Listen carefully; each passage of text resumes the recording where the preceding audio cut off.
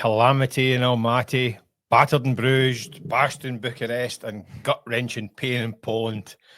Welcome to Game On. We might need to start this week with a minute's silence for our poor coefficient that's lying beaten and bashed in the corner. It's been a brutal week in Europe for our teams, Gav. But a good thing is at least some of them got a safety net, unlike us boys here on Game On, your weekly quick-fire hot take podcast from the Daily Record. How are you, Gavin? Brilliant. I just love your intros. They're getting, I don't know if they're getting better or getting worse. Oh, they're getting better. Well, that's unlike our teams in Europe, unfortunately. But listen, not only had a dramatic week in the continent, obviously we've also got an Old Firm weekend as well. It's all happening. So it's going to be a big week. We're going to get stuck in. So we'll start straight away. We'll get right into the meat and drink of one of the big issues of the week. Russell Martin under serious pressure at Rangers. Apparently he's staying in position for the weekend at least, but should he be sacked before the game, or should he have been sacked, or should he be gone by now? Michael, I don't think it's any exaggeration to say that if Celtic go to Ibrox and win on Sunday, which there's every chance given Rangers' form, that I think the league, even at that stage, the league would be over. There's no way Rangers 9 come back. points behind. Rangers haven't come back from that deficit. So on that basis, why not? But not just on that basis. On the basis of the absolute disastrous start. So you're saying it should get the weekend, should get the game against Celtic? No, I don't think. No, I wouldn't. No. So you think it should be? I think, well, because I'm telling you that if they lose on Sunday, the league's going to be over. Unless you think that if there are signs there of something that that's going to get better in the future, then maybe you would say, okay, I can see a wee glimmer there. There's just, there's a couple of wee pieces missing, but when it all comes together, it'll explode. It'll be great. But I haven't seen anything.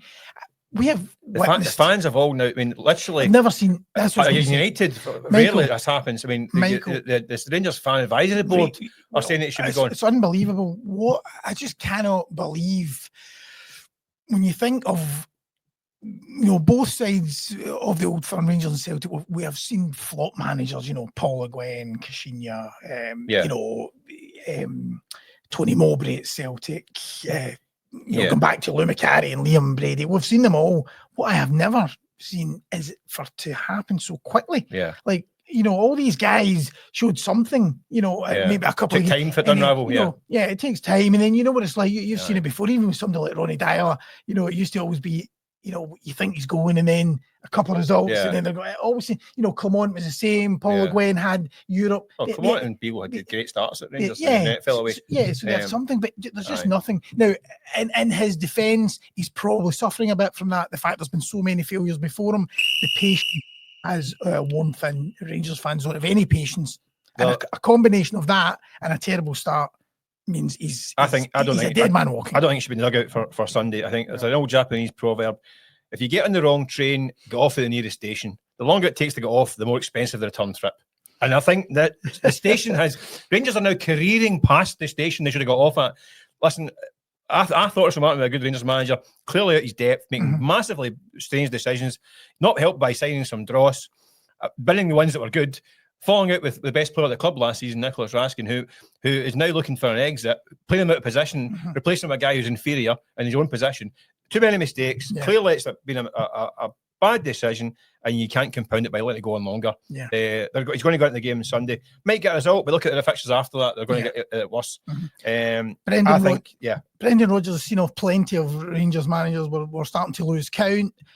So this could be another one. However, he's under a bit of criticism himself after you were there. Kazakhstan, going out to the Champions League. It was an absolute shocker. Who's to blame? Brendan Rodgers or the board? I think it has to be the culpability is for everyone. I think this is a malfunction in many levels. I think the players on the night should have been good enough to see off Kairat Almaty, who were a bog standard middle of the league Scottish level, by the way. They've not got a point in the Champions League. Should have been better to find a way to beat them. So they've got to carry responsibility on the pitch. I think the manager, I think he's also got to carry some of the can. I don't think the game plan worked. I don't think the players he had at his disposal weren't good enough in terms of recruitment, but it should have a better game plan. I thought the team sheet was wrong. So I think there is some culpability, but the most of the blame has to lie at the very top. Celtic went into this game with £80 million in the bank and barely a winger to the name, and a striker who didn't want to be at the club, or the club didn't want him, and you had Amida, who's now Ofsky. I mean, it's shambolic how badly prepared Celtic were for this game. Yeah. This is not a game that they jumped out of a cupboard out of nowhere. It's a game they've known about for a year, and they can moan about transfers taking a lot of time and loads of moving parts, and I get all that. Celtic did not have time. You can't use time as an excuse when you get this game. This is the biggest game of the season, and they went in with two wide players. They've got Yang, who's never been good enough for Celtic, and turned out one of the all-time worst displays I've ever seen in my life the other night. Hopeless. James Forrest has been an amazing servant. I mean, most decorated player in the club's history. Hasn't played this many games in a row for about 5 years. Looks completely jiggered already. An impact player at best. I think a good player to have off the bench. Shouldn't be starting. Adamida, a guy who's the last year has never been number one striker. The manager's never said he's the number one striker. They're relying on him, and he's not in the park, and he can go off the park half injured, not missed a penalty. But I think the club have been, so lapse in getting ready for this game. I mean, you have to blame the people at the powers that be. But Michael, they brought about £25 million worth off the bench alone. Kairat Celtic spent about £5 million in the last couple of years. Was it 2 million in 5 years, actually? Yeah, their team was worth £9 million. Celtic's worth 150 or something like that. So that's Brendan Rodgers. Yeah, but they still had gaps in that squad. Yeah, they still had nothing up front. But for that result, as a one-off, Brendan Rodgers is surely to blame for not being able to get past them. Yeah, but no, because he's in. But you wouldn't if a joiner has said, "Going to go and build me a shed," and you give him a plastic hammer, and the shed falls down. Who are you going to blame? It's hardly a plastic hammer against. He's not getting any white players on the straight. He's not a striker with a name. Come on. I think they got to be. You got to replace Kyo. You got to replace Kuhn. You got to replace Jota. They're not replaced. Take 50 odd goals last season out of the team, and you wonder why they can't score a goal against a team that are just sitting back behind the ball. Okay. So I think has to be acceptance that mistakes are made at the top. As a follow-up question, Michael, I want to ask you. Now, let me start actually after I ask you this question. There's a reason for this. Was defeat to Kairat Celtic's worst ever European result? Now, when I was writing down my own answer to this, I jotted down Sigma Olmic. But they were Aberdeen, remember? Sorry. Jumped the gun. Sorry, I've jumped the gun. Was it defeat to that's the next question. Sorry, was it Celtic's worst result in Europe? Sorry, I think it was. I think it was the worst result. Yeah, I do, because of what's at stake and the time they had to prepare for it. I think it was the worst one. There's been some stinkers, Maribor, Malmo, Ferencváros, but they didn't even lose. Cluj. But they didn't even lose. It was there's been lots of these games that they've failed, and I think we've been really bad. This is the worst one. I think it is the worst one, because they should have been in a position of strength and they weren't. I think it was self-inflicted. Kairat Amati, they're ranked 311th in Europe or something like that, below St Johnstone in their coefficient. A very limited side. I look back at Armida Bratislava was the other bad one, right? They put it with Armida Bratislava. That team were actually not a bad wee side. They went on and they beat Kairat Amati to get to the group stages of the Champions League. Drew against Porto, finished third and got to the UEFA Cup, Europa League, or UEFA Cup back then. Last 16. So they were a better side. This Amati team will not win a point in the Champions League. We're lucky to score a goal. It's shocking. I think this is the worst. You think? Worst European result. I was going to say Armida, or the other one I was going to say it was Neuchâtel Xamax. Do you remember that? Famous when I get scudded by 5-1 over there, managed by Roy Hodgson. Yeah, but also they were a decent Swiss team. No, they were mid-table. Yeah, but they were mid-table. They were not decent at the time. That result summed up Celtic in the 90s. That was, I think, until Armida Bratislava, that was Celtic's heaviest defeat in Europe. Yeah, that was a shocker. That was a bad one. I think this one, because of what's at stake. The fact that the Champions League, the money, Celtic did so well last year in Champions League. They got out of the group stage. Had some great performances at RB Leipzig and the Bratislava. They went toe-to-toe Bayern Munich over 2 games.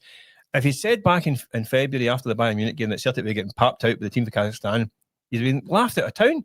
So I just think it's the gap between the sides, the value. They were missing the 3 best players the other night. Yeah, 3 best players are missing. Yeah. So I think that was the worst. Yeah. I think that's the worst. So to get to the question, I was premature with before. What is the worst ever result for a Scottish club in Europe? And before you start, I was jotting some down. Sigma Olmic, 8-1 in aggregate against Aberdeen. Lincoln Red Lincoln Red Imps against Celtic. And then, of course, we've got the Almaty one, which we're talking about. And as I'm writing them down, I thought, Michael Garrett was at all three. I was at three of them. So you're the problem. I'm the dark cloud. You're the problem. So you are the perfect guy to tell us what is the worst in Scottish football. Well, you've been to those ones. Those three were particularly. particularly. We've got Hibs 0, Malmo 7. Yeah. Which was a bit of a shocker as well. And then you had Aberdeen against Skonto Riga, didn't you? Bohemians as well. Bohemians as well. That was a bad one. Listen, with the teams, MyPa 47 putting out Scottish teams. That's right. We've lost the teams from Luxembourg. We've got the list of shame games in Scottish football is pretty lengthy. See when you see these teams, Dunfermline against Hafnarfjordur, I think. Listen, Hearts last year managed to get their way out of the Europa League. The conference last year was another shocker. Oh yeah, and Hearts lost under Robbie Nielsen to the Maltese team. Don't know how to pronounce it. I think for me, anyway, Michael, I was going to say Lincoln Red Imps for me. As a one-off game. As a one-off game. But I think the fact that Celtic end up going through in the tie, it mitigates that one a wee bit. It does. So what about? I think the most infamous one. I think the one that I think has to be the worst ever has to be Pedro in the bush. That's it. For me, that's the one. Progress neither gone. And do you know actually the other one you forget about Rangers? Kaunas. Pedro in the bush. I think that is one of the all-time kind of images of Scottish football, wasn't it? To me, that's the worst ever. You had Connah's Key against Kilmarnock. Well, that's a shocker as well. By the way, the other Rangers one you forget about sometimes is Kaunas.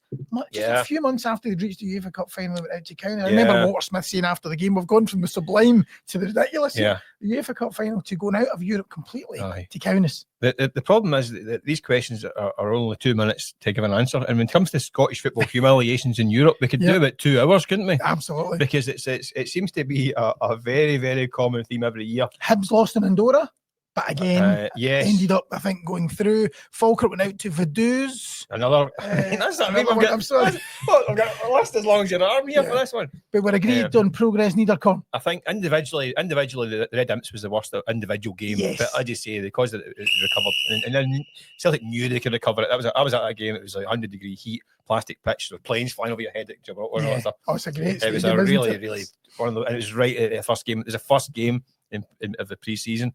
Celtic had gone straight from pre-season training in Slovenia straight to the game, and I think they thought they'd just turn up and get a result. It turned out to be not quite the case. But I mean, at least Celtic and Rangers going out of Champions League this season, but at least as you said in your intro, they do have the safety net of Europa League league phase, and will end up dressing that up as, I bet any money when the draw is made, it'll be, well, it's actually a Champions League level draw. They always try and talk it up to sell tickets. But have Celtic and Rangers found their level, do you think, by dropping into Europa League? You've got to say absolutely, because I mean, I looked at some of the draw, the Champions League draw, and I think Almaty was it Real Madrid and Arsenal, and I think here's what you could have won. Here's what could have won. But unless Celtic, go and sign 6 players over the weekend, just about, they might have to. The way it's gone, that was going to be a horrific ordeal. If Rangers had managed to squeak through after they shared 10 goals with Bruges the other night, if they'd managed to kind of sneak through, you could be fearful what would happen. The last time they just went there in better shape, and they get clobbered left, right, and centre on Champions League. Celtic last year, I think, did quite well. Also clobbered in Dortmund, remember? I don't think it's Europa League is definitely the level right now. But does that mean that if I look at some of these teams, Paphos stadium capacity 9,300, Bodo Glimt, Karabag, and there's others in there. So are they Champions League level? No, they're not. But they'll get clobbered as well. The problem is these teams getting through. They're going to be. They're closing the window on teams like this, including Scottish teams. We're going to find it in a couple of years, and the coefficient goes off the cliff. Second team in the conference. These teams, you're going to get Kairat, Paphos, and like you say, Karabag are going to get thumped left, right, and centre, and they're going to say at one of these meetings, "What's the point of having these guys in? We'll need to maybe have to think about it again." And the door's getting closed because they're going to be cannon fodder. Let's be honest. So Celtic Rangers are in Europa League because they deserve to be. Brendan Rodgers said after the game, he was devastated after the game on Tuesday night. He says maybe they deserve to be in Europa League because what's happened was Celtic have managed to take a Champions League team last year and turn it into a Europa League team. by not replacing these key players. They are where they deserve to be. Yeah, listen, it's not easy either in Europa League. It's even to say, we are Europa League level, Celtic Rangers, wherever they go out, and it's always this phrase, I just think it's a cop out. It's just an excuse. Yeah. I think, listen, I tend to agree with you. I think the ambition should always be at Champions League. You're losing Kazakhstan, we're Europa League level, And listen, it's been the same with Rangers when they've lost in the Champions League qualifiers. Yeah, I totally agree. But listen, let's park Europe for a year. Well, back to domestic stuff. And listen, what a one to get back. I mean, what a tasty treat for us this weekend to get our teeth into. Or is it? Is it going to be tasty? I mean, can both teams lose? Is Sunday? Have you ever known a? Usually when the yin and yang in Glasgow is one's up and one's down. Oh, it's unbelievable. But both teams are in almost in crisis mode, and it's a derby at Ibrox. Have you ever known both sets of players to be booed on? I mean, that's the thing. Like, can both teams lose the same game? But Rangers Celtic on Sunday. Listen, we're talking about both of them being crisis, but let's be honest. I mean, some are worse off than others, and that's the thing. Rangers. I mean, the manager on the brink, on the back of. I mean, the other night against Bruges was, I mean, unbelievably bad. Yeah. Do they have any hope of getting a result against them this weekend? I was going to say the only thing they've got going for them is home advantage. And then you think, is it really home advantage? Because I mean, Rangers fans are going to be turning up and they'll be starting. I mean, the atmosphere. It's going to be so strange. Toxic. It's going to be incredible. I had a peek at the odds earlier in the week because I was thinking, how are the bookies going to price this up? It's strange. And Rangers were just over 5-2 at that point. I think they've actually shortened a bit bizarrely. But I turned around to Graham in the office and I said to him, God, when's the last time Rangers were 5-2 to beat Celtic, at home? And he said the last time they played them at Ibrox, he said they were 3-1 and they ended up winning 3-0. And that game, remember, Button was injured. So and that I thought, just shows you, and that sums up this fixture. But I have to say, at least on occasions, as much as it didn't work out from the end, Philip Clement, for one-off games, and you spoke about his run at the start, but this Rangers team and under Russell Martin, they just don't seem to have that capability. They don't have anything about them that makes you think they could even raise it just for a one-off game. At that time, though, I mean, Clement, for all under pressure in the league at that time, I mean, at that point, the league was almost kind of done and dusted.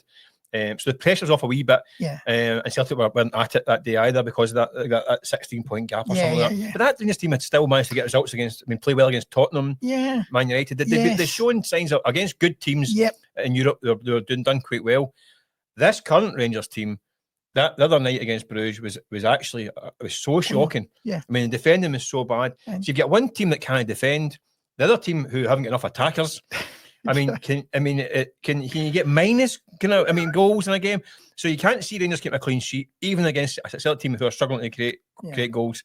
I think it could be one of these bonkers games. It could just. But what I think, Celtic defensively are strong, right? I mean, talk about Kairat disaster, right? Yeah, they barely have a shot on goal either. Celtic are actually very good defensively. Yes.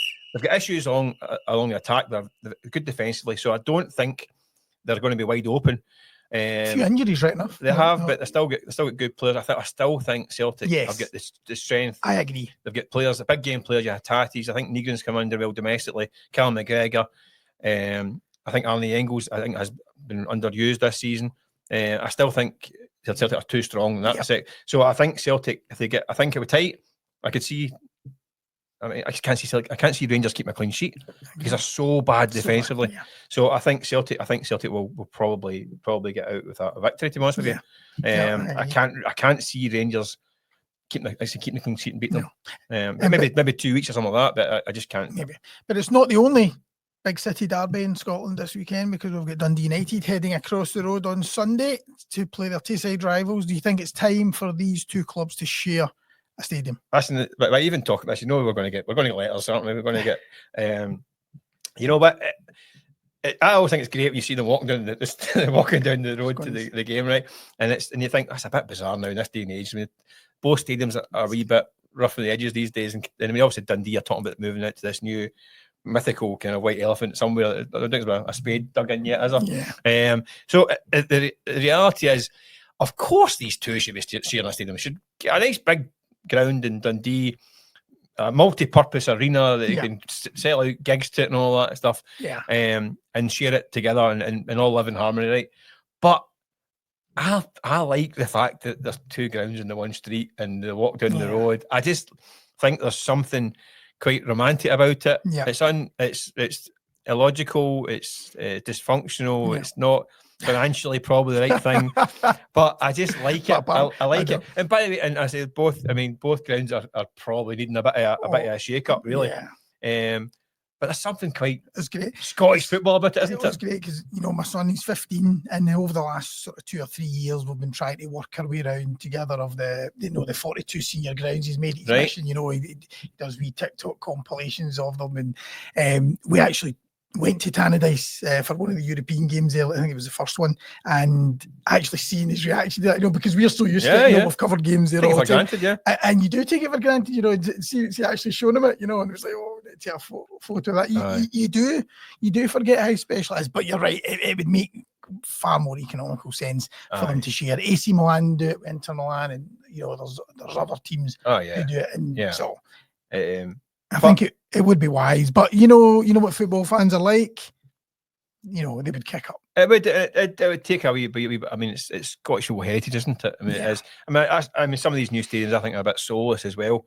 Completely. But again, the modern age people expect certain facilities, don't they? They're not really getting them. But you can't build two new stadiums in the same street again. No, I mean that's just not going to happen. That's daft. So we just need to accept it for the time. And I think we need to accept it and enjoy it for as long as it lasts. Because I think at some point one of them's going to move away. Yeah. So we ended domestic action with a couple of big derbies, Michael, and then all attention turns to Scotland kicking off the road to 2026 World Cup. Tough start. 2 games on the road, Denmark and Belarus. For Steve Clark, how many points do you fancy is getting from those 2 openers? I mean, it might be just the fact that this week has been such a kind of body blow to morale in terms of Europe, but I must admit, I'm a wee bit wary of these fixtures. I would like to have had a bit more run. I mean, I know it's been a while since our last kind of qualifiers, but I would like to have seen the likes of Kieran Tierney in the team and established by now. I'd like to see kind of just a wee bit more kind of a different direction getting taken. So I'm a wee bit wary. I think Denmark's really tough. Belarus, again, haunted by Belarus at times, these kind of places. Yeah. My head is saying that we're probably going to get maybe a point at the 2 games, which would be a nightmare start. I think it would take 3. I think it would probably accept it if we don't get a result in Denmark, but if we get a result in Belarus, so it would probably take 3. I fear 1. 4 would be sensational, but I just can't. I find it hard to see it. I've got that written down, Michael. 4 would be a dream start, but I fear it will only be 1. I just can't escape that feeling after those defeats against Greece and Iceland at Hampden. I know we got the friendly one against Liechtenstein, but it was Liechtenstein. Yeah. But when we spoke on Game On at the time, after the Iceland game, I think we actually said, do you just make a change now? I mean, that's how bad it was. Yeah. And because you have these long breaks between international breaks, you tend to actually forget how bad it really was. Yeah. What's changed? You know, how much is really going to have changed from then to now? And as you see, you're going to Denmark away. I mean, it's just such a daunting start. If they can get out of there before, I mean, it's it's a short campaign, so the momentum is going to be absolutely key. If they can get another performance and result, maybe not even performance, because I think they went to Norway and get a win, 2 late goals. I think they actually played that great, but they got the result. If they can get a result in Denmark, that's to get us the momentum. And I think if you get a result in Denmark, you then get a result in Belarus. If you don't, I think you're up against it, and I think that could cause problems. Yeah. I think there are issues. I'd love to see, and even if we do lose in Denmark, it's going to be the manner of it. If it's a heavy defeat, you know, it could really, really. I want to see. I also want to see Steve Clark. I know there's all about talk about his future and all that stuff. And this is your last campaign and all that stuff. And people want him to go after Greece. I want to see him up, energetic, enthusiastic. I want to see him banging the drum. I don't want to see Steve going, well, we'll see how it goes, right? I want to see him rallying the troops and getting his charged in, because it's a World Cup. And he's got it in him. I know. I think he's the best man for the job. I hope he stays on beyond this campaign, but I want to see him energised. I don't want to see this kind of like grudgingly, I'm taking charge because nobody was doing it. I want to see him getting on the drum and getting everyone up for it and go for it. No. Well, answer me this, Michael. You've watched a lot of Celtic this season. You've covered them. Kieran Tierney is in the squad. He hasn't completed 90 minutes yet. Obviously, trying to get up to speed fitness-wise. Should he be travelling to these games? What do you think? No. I'm actually at the point. I think he's got to park Scotland for a year, or it's a World Cup year. I know, but I think he should either park Scotland for a year or park it altogether. Yeah, genuinely. I mean, we're now in September. Coming up for September, he hasn't played 90 minutes Celtic yet. Yeah, I'm not entirely sure why. I can't quite figure this out. I was going to ask you that. It's not like he was injured. He was given extra time. He played for Scotland in the summer. He given extra time off. Mm-hmm. He did full most of a pre-season. We're now kind of 6-7 games into the campaign. Not played 90 minutes yet. I'm not really. I can't really understand why. I mean, he was fit from January for Arsenal. I know he only played games here and there, but he should be ready to play 90 minutes by now. Does that mean he's perhaps the wear and tears caught up with him over the years? Is that it? It caused a problem for Celtic. It caused a major problem because in these 2 games against Kairat, they were left with a centre half playing left back in the last 20 minutes each game. Yeah. The last 45 minutes of the second game because it was extra time. And a centre half isn't going to attack the way Kieran Tierney did. I thought he's been good at times, but a major for Celtic is a concern. If they brought in a left back, obviously they're bringing a left back in, so you might be able to manage him. I just think if that's the case, that it's such a problem now, I think something's got to give. And unfortunately, I think it's got to be Scotland because Celtic pays wages. Yeah, this is why Brendan Rodgers was clearly, and I said this at the time, he was obviously desperate to hold on to Greg Taylor, and this was always going to be the concern. If Kieran Tierney's not going to be able to play 90 minutes or, he's a game in and a game out, you need to make sure that the guy at the back, and that's why Greg Taylor was great to have. And you could understand Greg Taylor saying, well, I'm not staying here to play second fiddle, just when it suits. He should have a bag of money thrown at him. Yeah, and as you say, see if you're 3-0 up against Livingston or whatever, and you've got the luxury of taking them off. That's fine. You can manage it that way. But in Kazakhstan, when the game's in the balance, you've then got to reshuffle. It costs Celtic. And Scotland can't do that. No, Steve Clarke can't go to them. Now he might play the left of a 3. I don't know. I think. Actually, I always want to see Kieran Tierney in the Scotland side. Mm-hmm. I think he's a good player a great player for Scotland. I think he made that left centre half role for a while. Yeah, I mean, it turned into a position. He was the only player that hasn't played that in the world of football at one point. I thought it was great. What a treat! I just think in terms of him, given what we've seen so far, I think something's got to give. Scotland, it's one area we are fairly well equipped as well. Yeah. So it takes away. I mean, this boring argument about Robertson against Tierney. Yeah. And Robertson's not getting younger either, but so we need to think long term. I just think Kieran Tierney. He'll want to go to the World Cup. Of course he will. Of course he will. He wants to play. He isn't. I don't think he wants to go off after 70 minutes. No. But he's unfortunately, for whatever reason, his body might not be up for it, and something's got to give. And I just think Scotland's the one that has to give. And I think Scotland can cope without him in terms of because they've got Robertson and a few other options. Celtic can't. So I think the team pays wages need to say, listen, unfortunately, something's got to go. Yeah. He can't have everything, unfortunately. We spoke earlier at the top of the show about Russell Martin being a man under pressure, a dead man walking. What about Ruben Amorim at Man United? Grimsby, losing to Grimsby. I mean, we're talking about losing the Champions League to Kazakhstan and being battered by Bruges, losing to Grimsby. I mean, how do you come back from that? Is that it? I think I can't fathom how he's. I mean, there's been no progress at Man United. I mean, none at all. I mean, unfortunately, we know how football works these days in social media, right? The images of him sitting on the bench with the wee magnets. Brilliant. I mean, that's him finished. Yeah. There's no way back from that. I was reading quotes that's earlier. Graham Murray doing a handstand, a headstand. There's no way back. That's Pedro in the bush.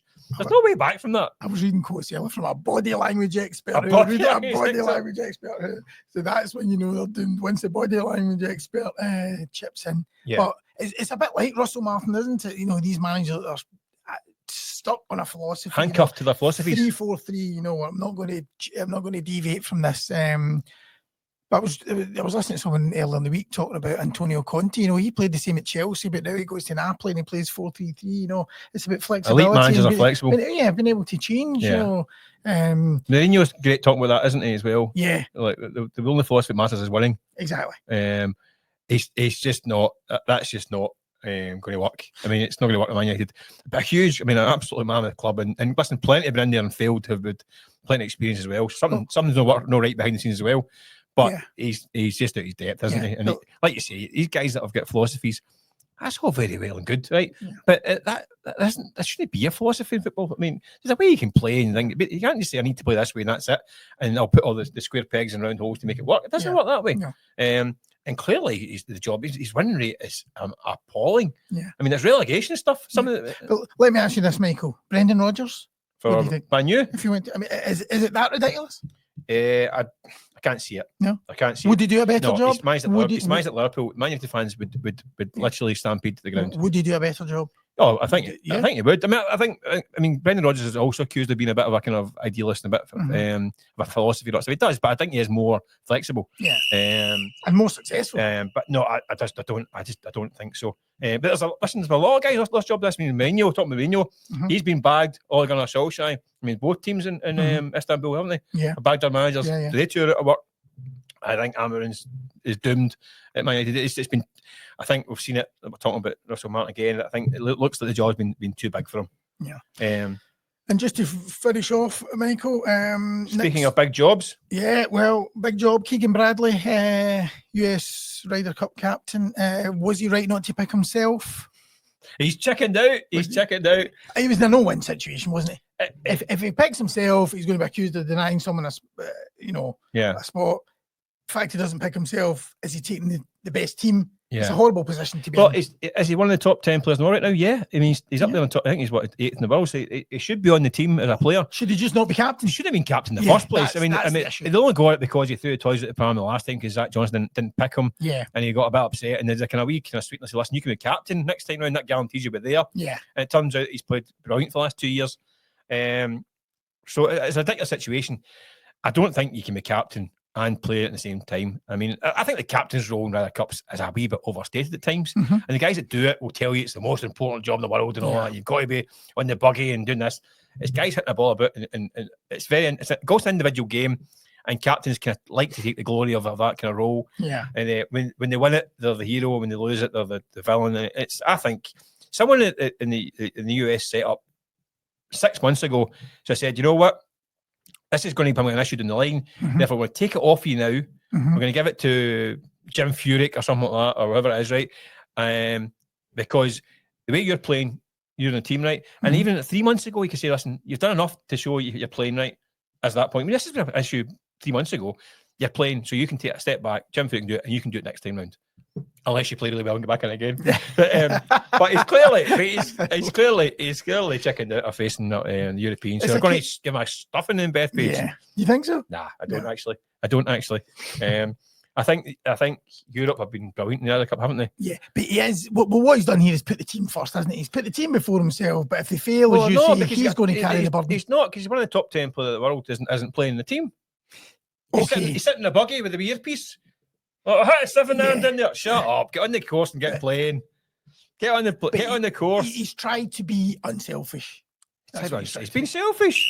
Do you think so? He's one of the best. He's one of the top 10 players unless you've got the team. But it'd be the easy thing to do that. But then everyone points fingers and says, "Oh, but denying such and someone such." above him should take it out of his hands. Yeah. Say, right, no, you're playing. No matter what. Come on. We'll get in Sam Allardyce to take the team. I mean, we need a caretaker boss for the Ryder Cup. It's not going to work. Get Marty. Come on, go back and take in this team. Take in Team USA for the Ryder Cup. We'll give it to him next year. Russell Martin might have time in his hands. Well, there's going to be a few. I think there'll be a few. But anyway, it's going to be brilliant. It's going to be a great bun fight at Bethpage. I'm looking forward to it, as always. But listen, we'll wrap it up there. We're going to nick up to the Royal Infirmary with a bag of grapes to see the coefficient. I think it's still intensive care. I think it's the poor coefficient. Oh, in the name of goodness. But listen, you can catch us as always in the usual podcast outlets on YouTube, Spotify, Apple, whatever it is. I don't know. Apple, whatever it is. I don't know these things, Gaff. But usual. YouTube, Spotify, and Apple Podcasts. If you like what you hear, why not leave us a review or a comment? There you go. Sorry. You do the intro, I'll do the outro. So we always like your comments as well. So get them in, especially about things like your worst ever result. Here, we could be talkers, aren't they? But listen, we'll be back next week to do it all again. We'll be pulling over a week of drama in Scottish football and beyond. So catch us next week. Thanks for watching. Thank you.